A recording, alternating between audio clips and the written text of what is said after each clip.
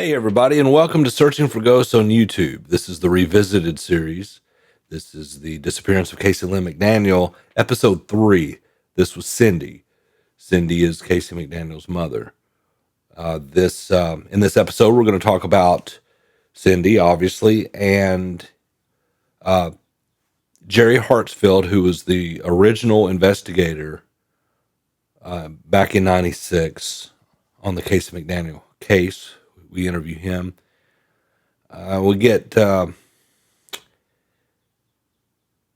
sandbagged by the mayor's office in Milan and the police department, and I think this kind of started the animosity between myself and maybe Milan PD. I'm going to try to look at both sides of that situation 5 years later, and trying to see it from their point of view as well, and also obviously tell my point of view, of what we were trying to do. But let's start off with this first clip. I had no knowledge of anything about this case when I started searching for ghosts. I just remembered seeing the billboards when she went missing over 20 years ago and some news reports scattered here and there. As I started investigating this, I soon learned something. Everyone in Milan has a theory of what happened to Cayce, and the town is split on who are the good guys and who are the bad guys. One person will recommend that you talk to someone, while another person will claim that someone cannot be trusted. Milan is a small town, and everyone seems to know everyone else's business. And with this case, it's not as if you can just look at someone's criminal history to determine if they are credible or a possible suspect. It seems that everyone I look into has had some sort of run-in with the law. It's staggering, actually. And any disclaimer I receive on a certain person is given so casually, like, he's been in prison 3 times, but he's a good guy. Wait, what? So I came into this thing with a blank slate, and to be honest, I'm skeptical of everyone, and at the same time, not prejudging anyone. I wasn't raised in the Gibson County bubble, so hopefully, I can be objective. But you also cannot ignore when certain names or theories keep popping up over and over again. And in one form or another, Cindy McDaniel, Cayce's mother, always comes up. This is from a WMC TV news report out of Memphis on the 14th anniversary of Cayce's disappearance. Quote, other parents who were close to Cayce at church questioned why Cayce's mother, Cindy, waited so long to check on her daughter. Mama came in, doors were open, lights were on, and clothes were there. And they just went to bed, said church member Polly Fitzgerald. I'd be frantic. It'd scare me to death. I would have found out something that night. I wouldn't have waited till the next day. Something's not right, she adds. Unquote. Okay, I've mentioned before that website Topics was a big deal, and unfortunately, it was where I got most of my information before I started talking to people. And if you think about it, what made Topics so bad is that you could post anonymously on there, so people were just free to say, and that's why there was so much hardcore stuff on there, I think. But if you think about it, that's just a reflection of actual people. It wasn't like it was bots doing it. It was actual people. So once you started getting into the trying to talk to actual people in the Milan area, people who might be privy to that case, some of that stuff would come up, right? I didn't really get, and don't get me wrong, I guess that did. It's hard for me to remember. I was nervous about doing this. I'd never done this before anyway. So I know I was skittish, right? But there were so many things on Topics, and so many different stories that they couldn't all be true, right? So I've mentioned before, I did dismiss a lot of that, kept it in the back of my mind, but, it's when it started coming up again and again that, you start connecting dots. But it was trying to get people to talk, and then you realize just how so many people didn't trust anybody else. It would be like, well, I'm going to talk to this person. I've seen their name pop up, and, oh, you can't talk to this person.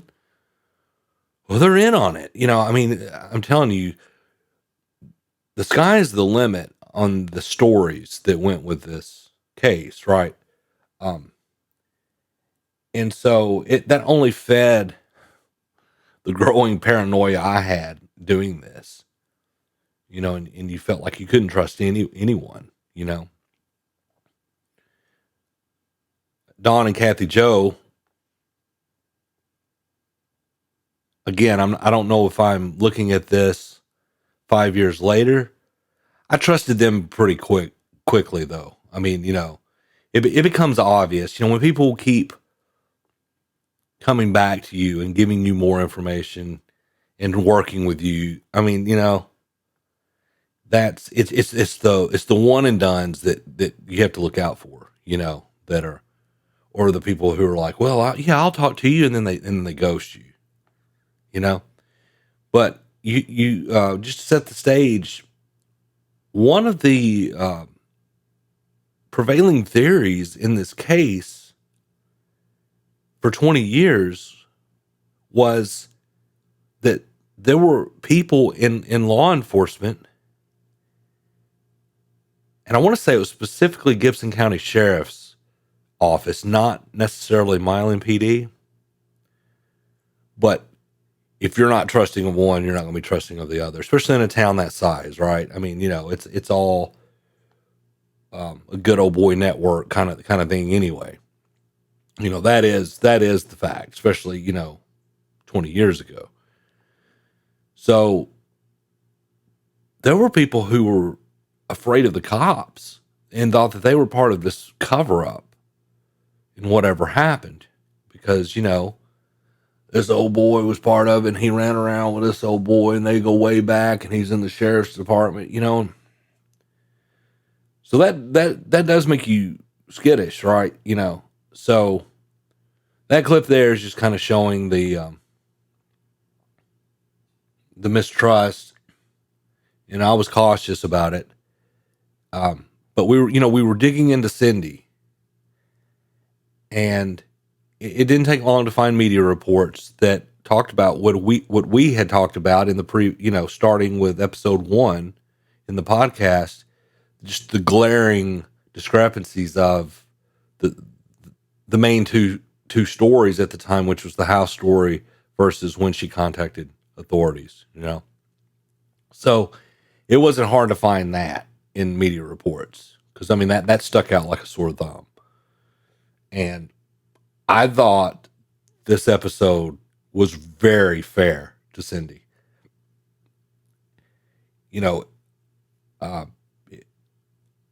I don't know, some of the things, you're not going to please everybody, right? And obviously, the news reports over the years for her, a lot of them are not flattering. There's suspicion at her. Like I said, on topics, especially, that people in there would say things that you're not going to read in media. But we could even find that in the media reports, where they would talk to someone and they'd give their name and was quoted, especially early on, as saying, well, this stinks, this story stinks. But you could also find just as many that showed Cindy doing what you would think a mother should do in that situation. Anyway, we'll get into that here in just a second. But the way the house was found still sends up a red flag.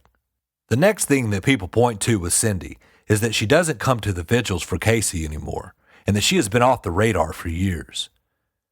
This also stood out to me when I first started my research. In fact, Cindy has basically been off the grid for close to 10 years. From reports that I can find, Cindy still attended the vigils as late as the 10th anniversary in 2006. From an article in the Jackson Sun in 2006, quote, whether she never got to 15 or is a 24-year-old runaway somewhere is the biggest thing that eats at her mother, Cindy McDaniel Bolton. There is no day that goes by when I don't think about her, McDaniel Bolton said. Thinking about what's happened to her daughter's friends breaks her down again. They're in college, getting married, having babies, she said through sobs on Monday. And we still don't know, unquote. But by 2010, WMC-TV reported in a one-off statement that, quote, investigators say they can't locate Cayce's mom, Cindy, unquote.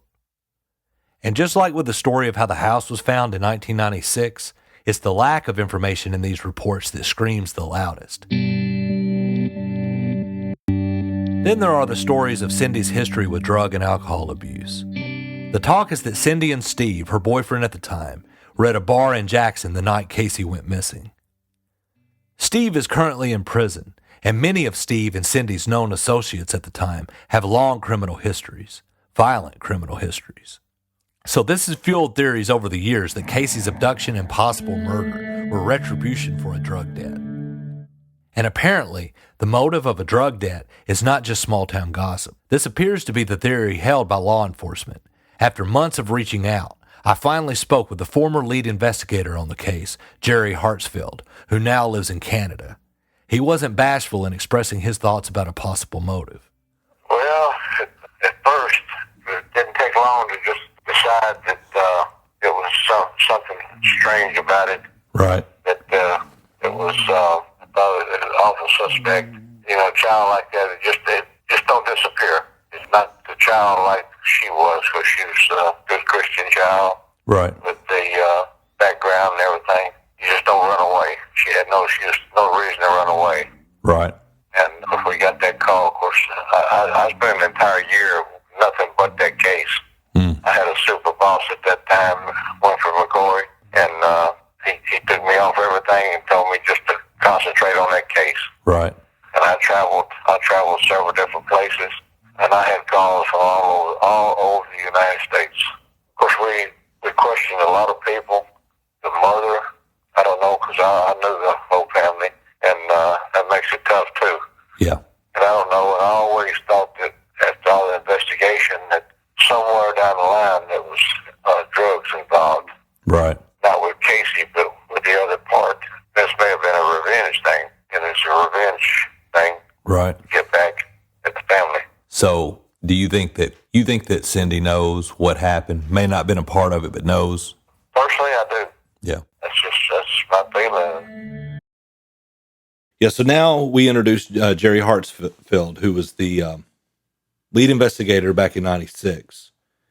And this was huge, and I think Amber Hansen is the one who lined this up for me and got him to talk. This was huge because on topics, there were a lot of drug stories on there.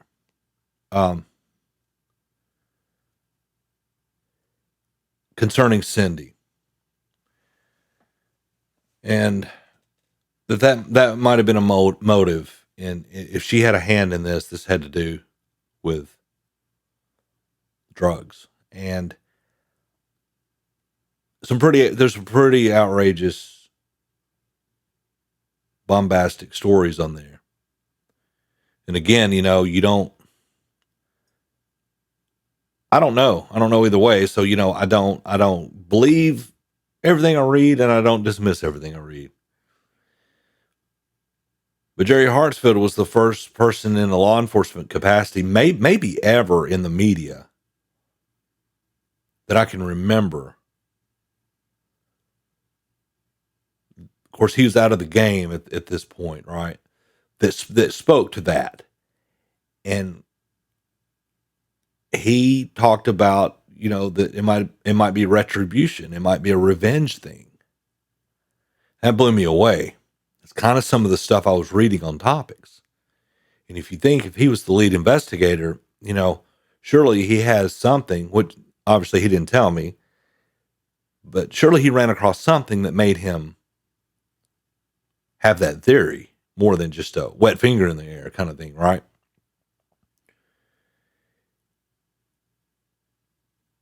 I was kind of thinking, well, maybe because there's a kernel of truth even in lies that are told. You know, it usually starts with a kernel of truth in rumors, you know, start with that, and then they go off the rails.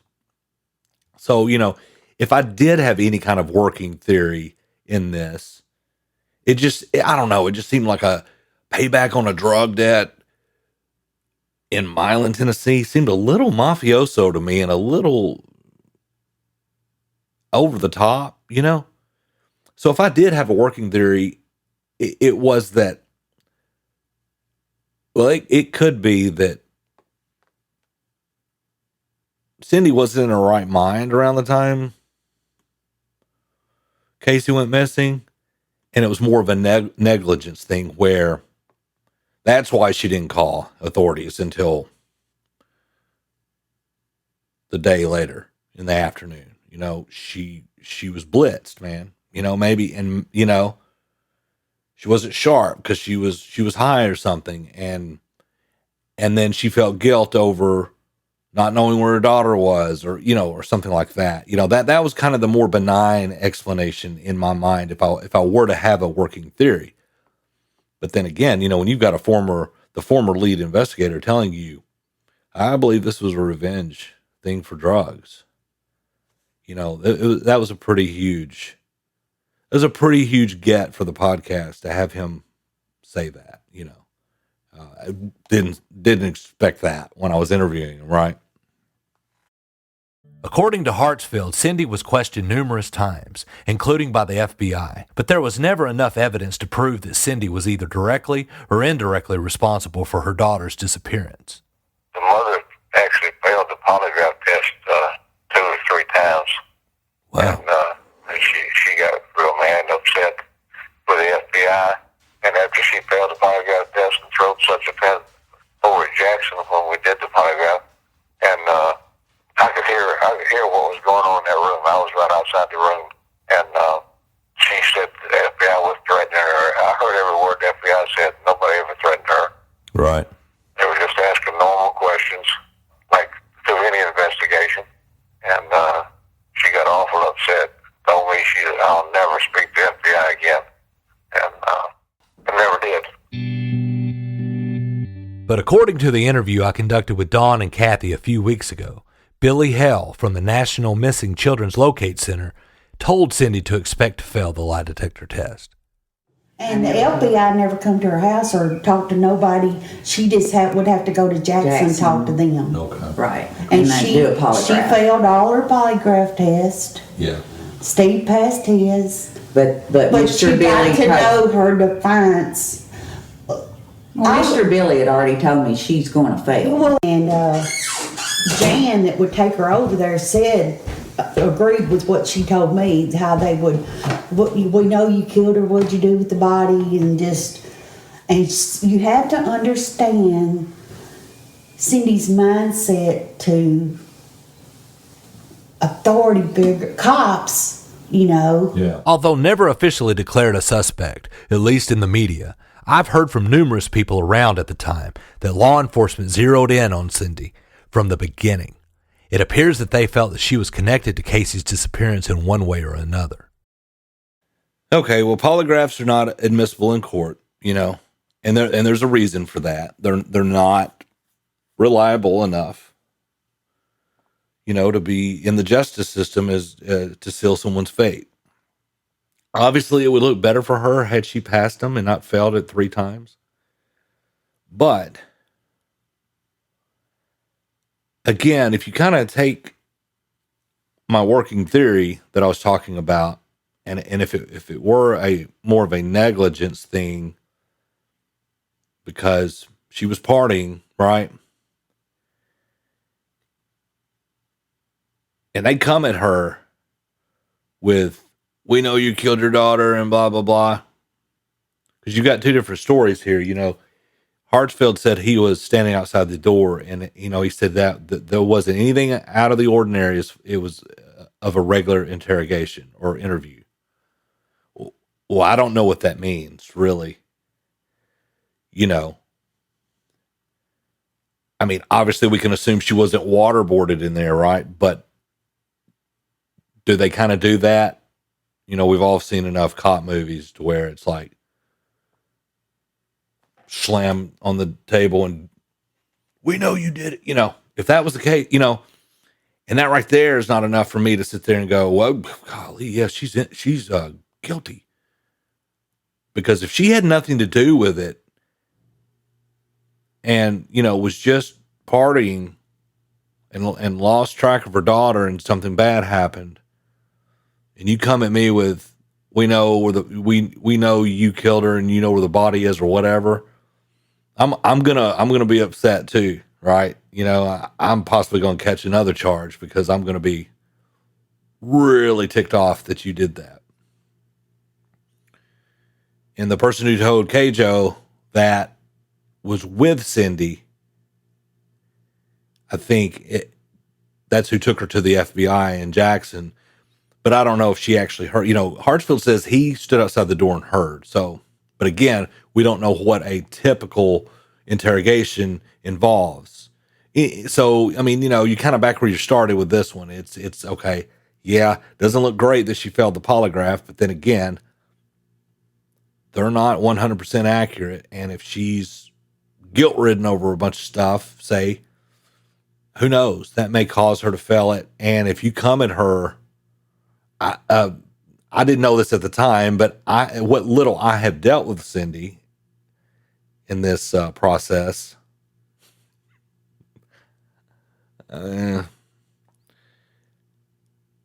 yeah, she comes unglued pretty fast, man. Now you may say that's not befitting someone who is innocent. Who knows? But you're still looking at crystal ball kind of stuff at this point, you're still speculating. It's not a smoking gun either way. Obviously, if you're doing a check on what looks good for Cindy, what looks bad, it doesn't look good for her, but in and of itself doesn't prove anything. The fact that Cindy has all but disappeared herself doesn't help her case in the court of public opinion. So many that I've talked to all point to the fact that she isn't currently publicly trying to find answers in her daughter's disappearance as an indication of guilt. But in those early Mirror Exchange articles from 1996 and 1997, it appears that Cindy was involved. The October 1st edition states that Cindy was one of the people who helped secure funds to bring in Valerie, the search and rescue dog from episode 2. Cindy also spoke to the press 1 year later on the first anniversary of Cayce's disappearance, asking the public not to forget about her daughter. Cindy was the one who contacted a psychic to help in the case. She and Billy Hale were even on the Lisa Gibbons show looking for answers. In the interview from a few weeks ago, Dawn and Kathy talk about their firsthand knowledge of Cindy's involvement in those first 6 months. And Cindy just knew Cayce was in that levee.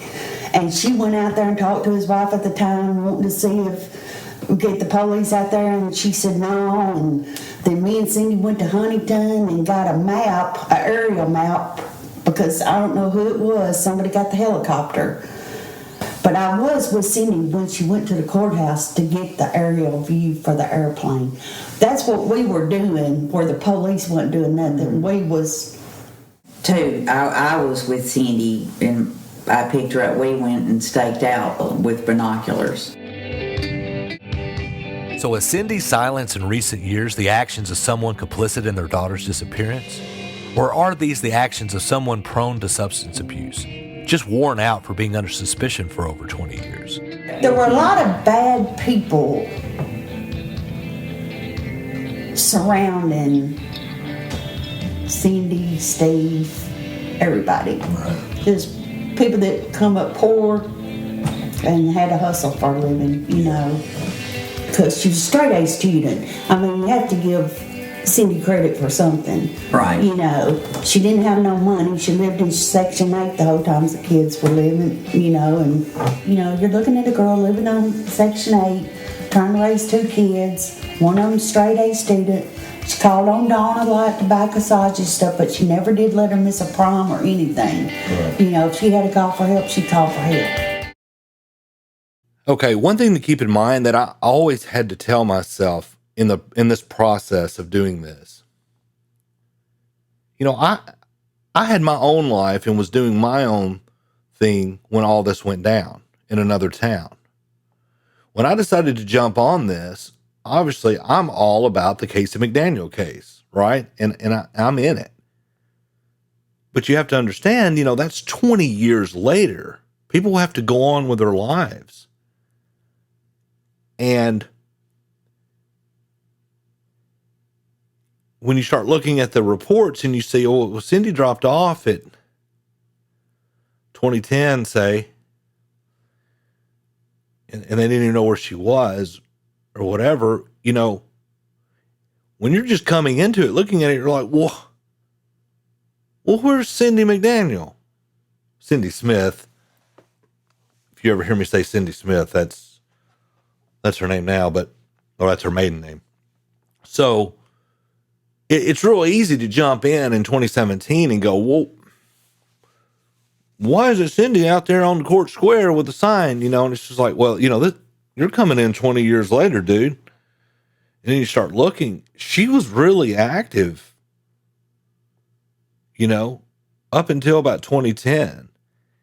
I want to say Dawn gave me the Dawn's who got Valerie here. Like that was Dawn's doing, but she said Cindy was integral in that. And Cindy didn't have much. So, I mean, it might not have been monetary, but, you need the mother of the child's face there to get funds. I mean, that's probably what she did.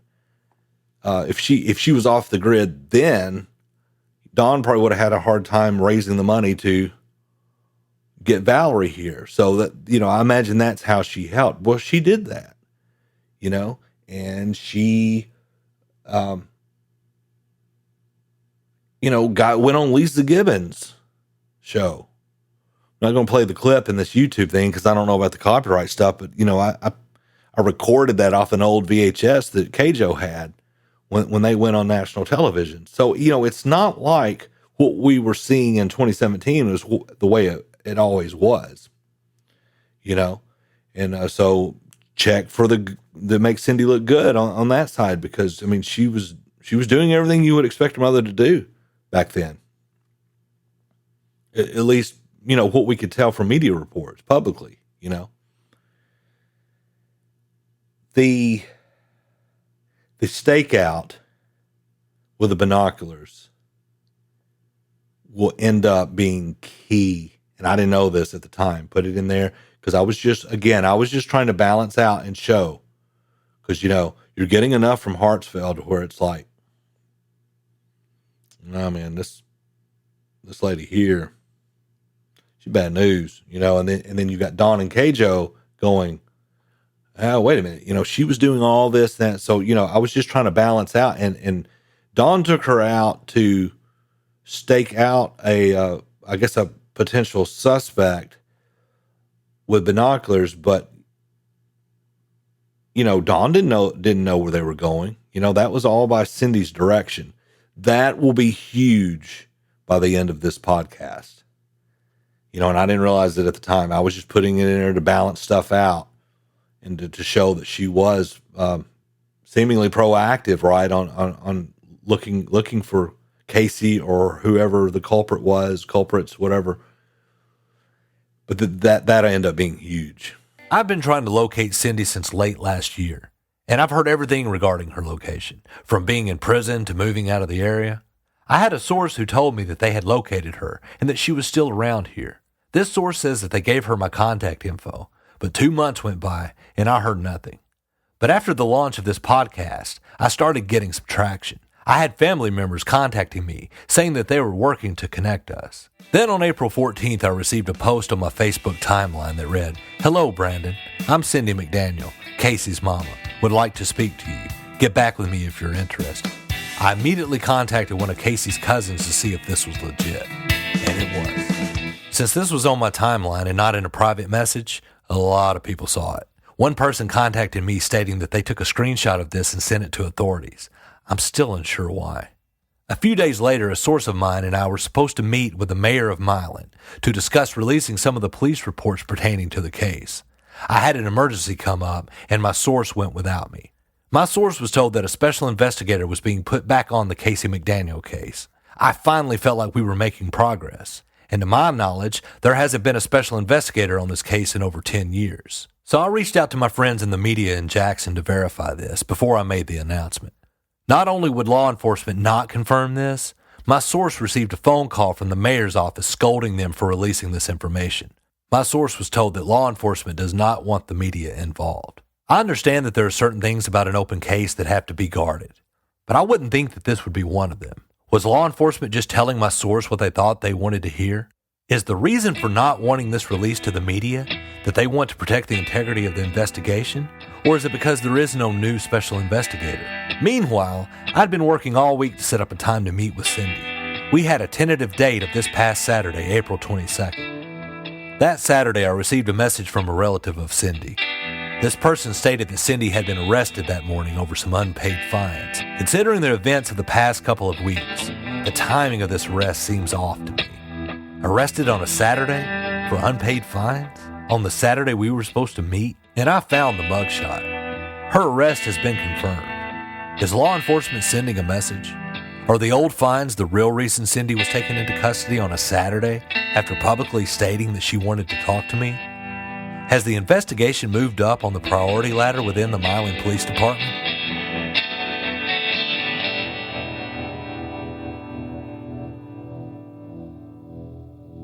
Is there anyone I can trust? Okay, this kind of gets wild here, and okay. So first of all, I think in episode 2, the Milan PD had said that they weren't going to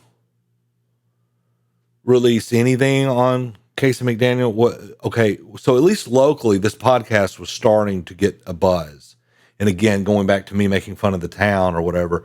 People were listening because they were pissed at me, and then people were listening because it was the Cayce McDaniel case. Well, it got the town buzzing, right?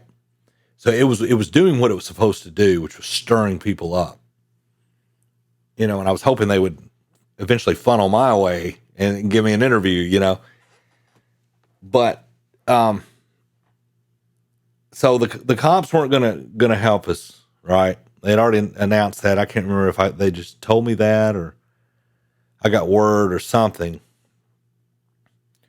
So we had a workaround, and I had a source who had a contact who was acquaintances with the mayor, and we were supposed to go, and we were going to plead our case to the mayor, who would be the chief of police's boss, right? So, we went outside the chain of command and went over his head. And, and to expect him not to be pissed about that would be asking too much, right? And then something happened and I couldn't go, but my source went, and she got sandbagged, man. The chief of police was there. Bobby Sellers was there. And it was a circling the wagons. It was a united front, and she's there by herself. I regret that so much that I wasn't there, and I wanted to be able to hear it myself. She came back and told me everything that was said, but I wanted to, because I was going to, I probably would have recorded it without them knowing. I probably wouldn't have used it, but just to parse the words out and really dissect it and figure out what are they saying here, because you know how people say things, and without saying it, you got to read between the lines, especially in elected office speak, So anyway, that blew up in our face, right? Like that was an end run around the chief of police to go to the mayor, and then he calls the chief of police in there. So yeah, they're mad as hell at me at this point, right? And and I, just trying to look at it from their point of view, I can't say that I blame them. And again, giving more benefit of the doubt, we've all seen enough stuff about true crime that turns my stomach. I'm not a fan of getting drunk and making fun of murders. You know what I mean? Like making the whole true crime and comedy thing, which that wasn't, I don't know if that was as big back then. This was more in the serial era and up and vanished, right? And a lot of people didn't know what a podcast was, which was another strike. But, to give them credit, they didn't know what I was trying to do with this, I knew my intentions, right? So, I've made light of the fact of it was like they looked at me like I was from the big city coming in. And even though I'm in a neighboring town, I thought I was a West Tennessean doing a West Tennessee case, and they didn't look at me like that. But at the same time, I can see how they would look at it that way. Doesn't matter if I'm from Houston or New York City or Jackson, Tennessee. You're not from here, and why are you interested in this case, right? What are you doing? I didn't have credentials. It's not like I had a press pass and could be like, yeah, so I'm searching for ghosts and what. So, I get that side of it. He can't read my mind, right? But looking at it from my point of view, he had to know, if I knew, he had to know how that the silence about this case just lets the rumors run rampant to where half the populace thinks that law enforcement is in on this thing, right? So in that sense, you've kind of created the monster yourself. And to try to close that off and be like, this guy, because obviously I wasn't going to stop just because he wasn't going to talk to me, right? So it's going, the train has left the station. So you can either be on board or you can watch it, right? And my point of view was always, well, man, you don't want me to have to. I was kind of put in a position where I had to do nothing but talk about the rumors. It was very hard to keep this on the rails and not be topics in audio form, because the people who had knowledge and were there and could help me keep it on the rails wouldn't talk. So then I'm not going to stop. So then you're left to deal with people talking about all the gruesome rumors. The mother won't talk, law enforcement won't talk. Well, you've put me in a box at this point, and I want to do the right thing, but you're not really helping me do that. So there was some animus there on both sides. And again, I see both sides of it, but again, to me, that county had a law enforcement PR problem, if nothing else. And I think I've even said that. I think I even said that after that whole fiasco with the mayor's thing. I think I got word back. It's like, you've got a PR problem for one thing. It would behoove you to look like you're invested in finding answers, right? Because, man, the stuff that they're saying about you guys out here, and it wasn't them in particular, it was like the old guard, but still, you know how it is. It's Leo, it's law enforcement. That's a blanket thing. It doesn't matter if it was the sheriff's department and this is the Milan city cops working on it. It doesn't matter. They're all the same to people who are throwing those kind of accusations out. And again, especially in a town that size, the good old boy network. I mean, obviously, it was in full effect at the mayor's office, right? They pulled ranks. I mean, they circled the wagons and were like, yeah, you gonna try to go to my boss? I'm gonna be there in the meeting with you. There it is. That right there is why people and people in town were so mistrusting. Because I remember saying to people, I could not live in a town if I thought that my law enforcement was that corrupt. I just couldn't do it because they just kept saying it and saying it. Anyway, so that's where my frustration was coming in at. And then he was standing his ground, I was standing my ground.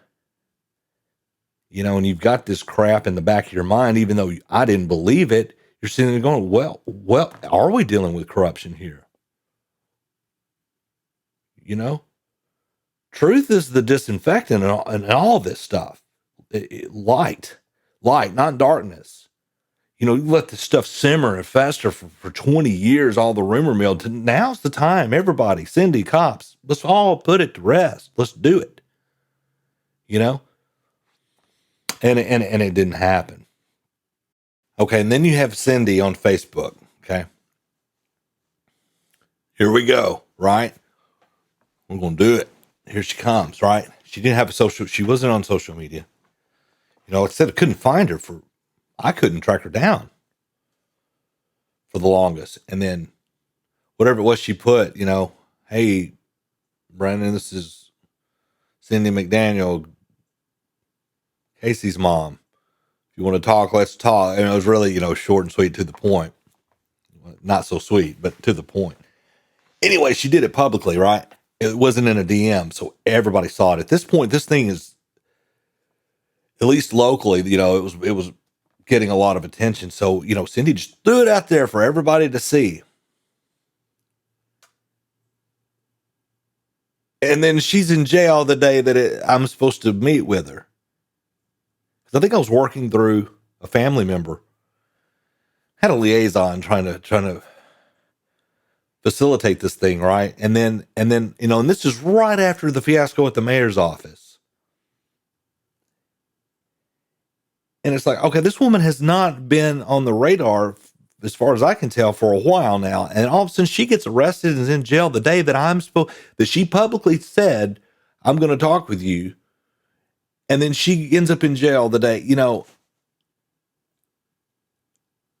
that had me starting to worry, to think about that conspiracy with the law enforcement. I was like, what are the odds? What are the odds that a lady who's been off the radar this long gets arrested and is in jail the day that she's supposed to meet with me, after she's put that out there publicly for everybody to see?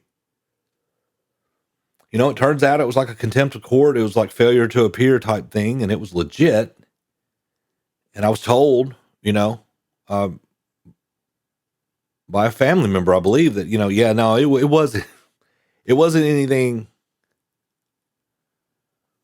It wasn't about that. Cause you're sitting there thinking, wait a minute, is there something to all these rumors with this? Are they trying to shut her up? I don't care how level-headed you are. By the time episode 3 came out, and I was starting to get paranoid, because there's all these rumors out there. And it's just like, Cindy gets arrested when she's supposed to come talk to me after I got sandbagged at the mayor's office, and you're like, oh man, these guys are trying to shut us down. They're going to shut her up. I guess the timing was just coincidental, man. I don't know. It wouldn't surprise me if they did do something, but I don't buy into the whole, even if there was something back in the day, I don't see anybody in law enforcement at this stage, even if it is the good old boy network. I don't see anybody covering for anybody else when it comes to the possible death of a child. Again, it's not, whenever there's a drug culture, there's going to be crime, right?